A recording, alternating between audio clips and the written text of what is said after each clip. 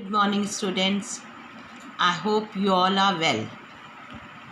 Today, we are going to study mineral based industry, खनिज आधारित उद्योग। इसके पहले हम लोगों ने क्या पढ़ा था? एग्रो बेस्ड इंडस्ट्री, कृषि आधारित उद्योग पढ़ा था। उसके अंतर्गत and in that we have studied the cotton industries, sugarcane industries and the jute industry. So today we are going to study the mineral based industry.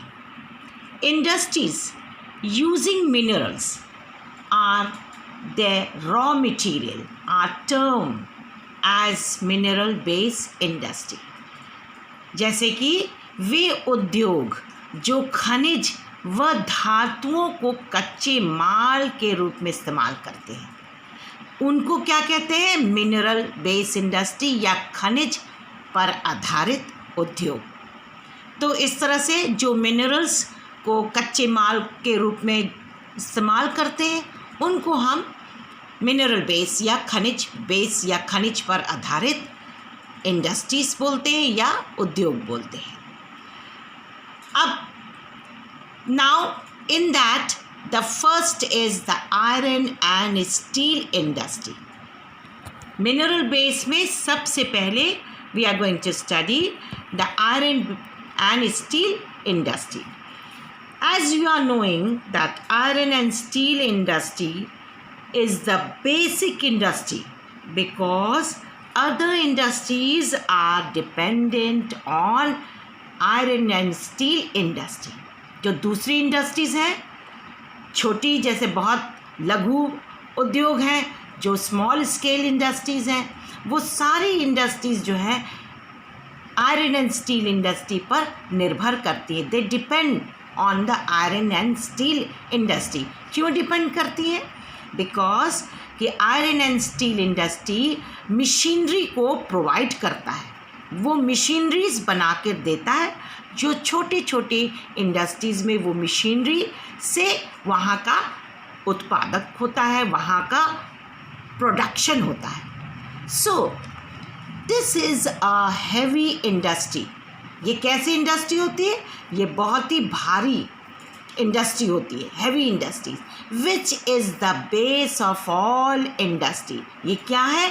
ये दूसरी इंडस्ट्रीज़ का बेस है।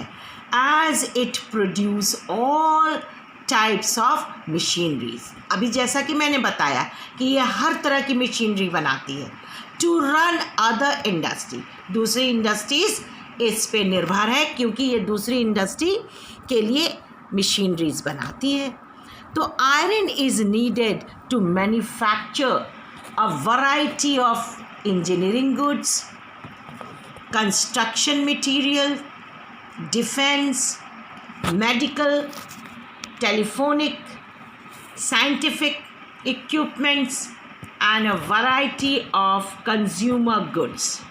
ये सारी चीज़ें इसके अंदर बनती हैं। जैसा कि ये आयरन एंड स्टील केवल मशीनरीज नहीं प्रोवाइड करती है, लेकिन ये सारी चीज़ें, सारी इंडस्ट्रीज़ जो मैंने अभी पढ़ा वो सब आयरन एंड स्टील पे they are dependent.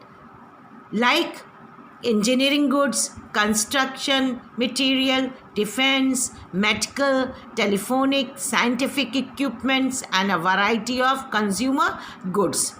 Production and the consumption both of steel is considered as the index of a country's development. जो आयरन स्टील का प्रोडक्शन और साथ में कंजप्शन, खपत, उत्पादक और साथ में उसकी खपत होना, उसका जो है कंज्यूमर्स, दोनों चीज़ के लिए ये जो है ये हमारा जो कंट्री का डेवलपमेंट निर्भर करता है। इसका इंडेक्स जो हमारी कंट्री के बहुत ही बड़ा डेवलपमेंट में इसका एक रोल प्ले करता है। तो in Hindi I will read for you all. लोहा तथा इस्पात उद्योग एक आधारभूत मीन्स द बेसिक इंडस्ट्री उद्योग है, क्योंकि अन्य सभी भारी, हल्के और मध्यम उद्योग जैसे मीडियम, इनमें बनी मशीनरी पर निर्भर करते हैं। जैसा कि अभी मैंने आपको पढ़ के बताया, जैसे तरह तरह की इंजीनियरिंग सामान, निर्माण सामग्री, रक्षा, चिकित्सा के सामान, टेलीफोन, वैज्ञानिक उपकरण के निर्माण के लिए इस्पात की आवश्यकता होती है। तो इसलिए इसे देश के विकास का पैमाना माना गया है। As it is red, it is the index of the country's economy और द डेवलपमेंट। तो इसे इसीलिए क्योंकि इतनी सारी चीज़ों को, बहुत सी इंडस्ट्रीज इस आयरन एंड स्टील इंडस्ट्री पर निर्भर है। That's why it is known as a key, KEY, के इंडस्ट्रीज। इट इज़ अ की इंडस्ट्री, बेसिक इंडस्ट्री। जैसा कि आपने कहा की इंडस्ट्री, मैंने अभी बताया कि ये जो है, ये सारे इंडस्ट्रीज़ जो हैं उसकी चाबी है। बिना इसके चाबी लगाए, आयरन स्टील इंडस्ट्री के चाबी लगाए दूसरी इंडस्ट्रीज़ नहीं कुछ बना पाएंगी।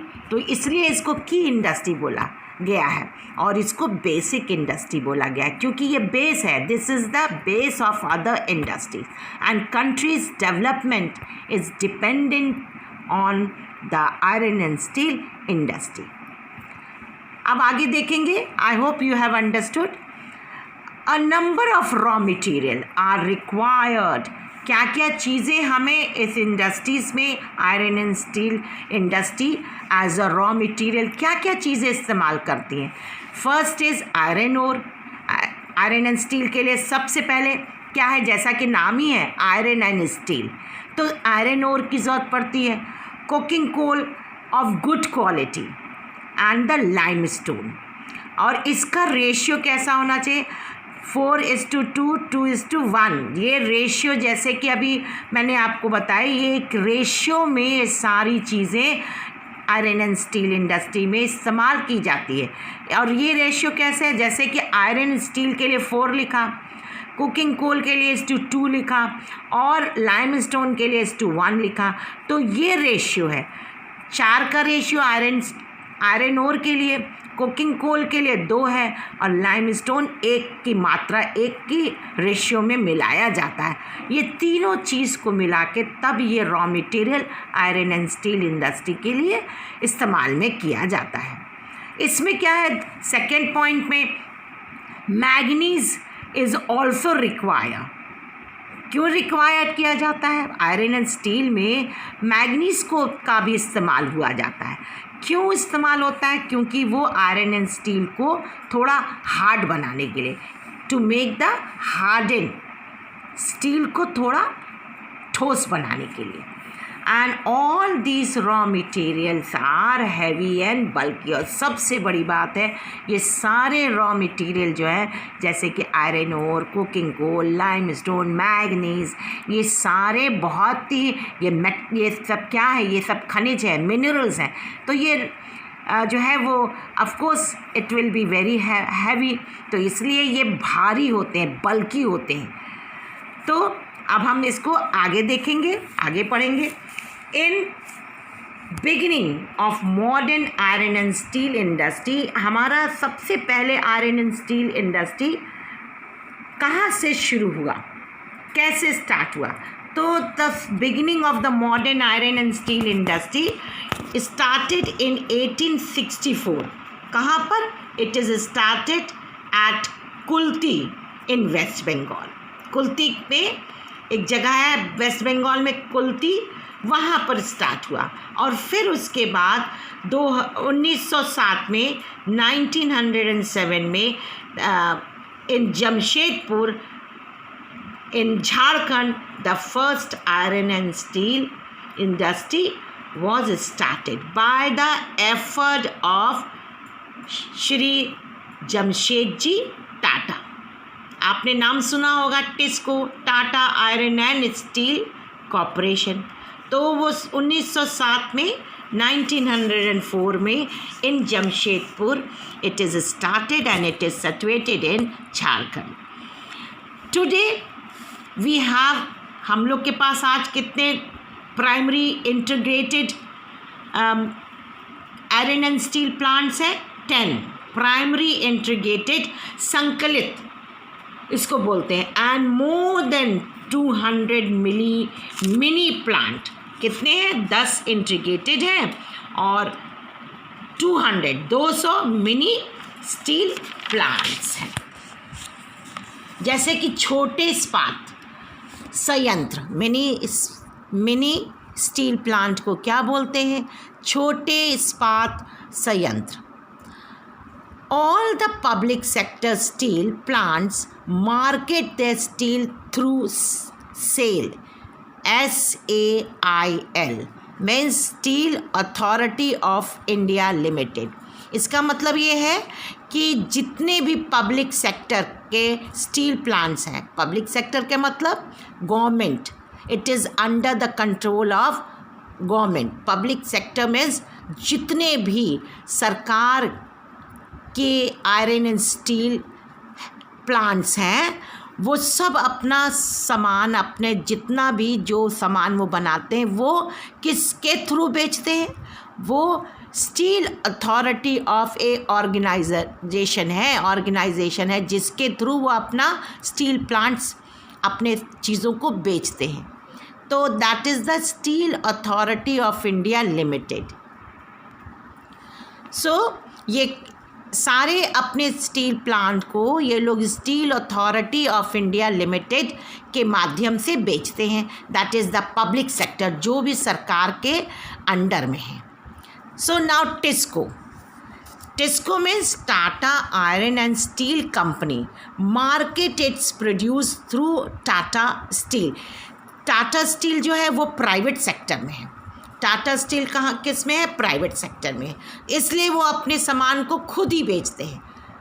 वो अपने ही कंपनी के थ्रू इंडिविजुअल वो अपने मार्केट में अपने सामानों का वो व्यापार करते हैं, या दे market itself through the Tata Steel plants. It is in the private sector. India is an important iron and steel producing country in the world. India जो है वो एक बहुत ही संसार का महत्वपूर्ण लौह इस्पात उत्पादक देश है।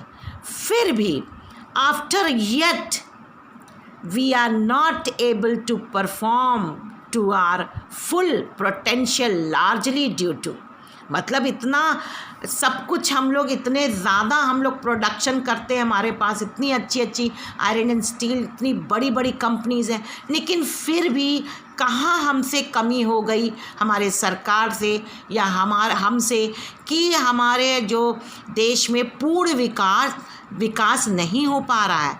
So where there is a lacking in the potentiality, why our country is not giving the full effort of the sale and the development in the steel plant.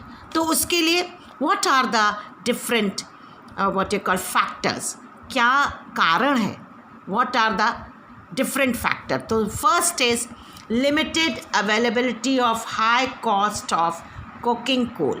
तो सबसे बड़ी बात है कि हमारे पास जो उच्च लागत का कोकिंग कोल जो है बहुत ही कम सीमित उसमें है क्वांटिटी में।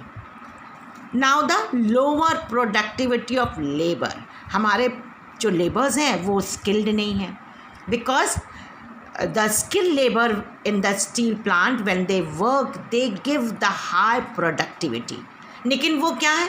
दे आर इलिटरेट एंड अनस्किल्ड।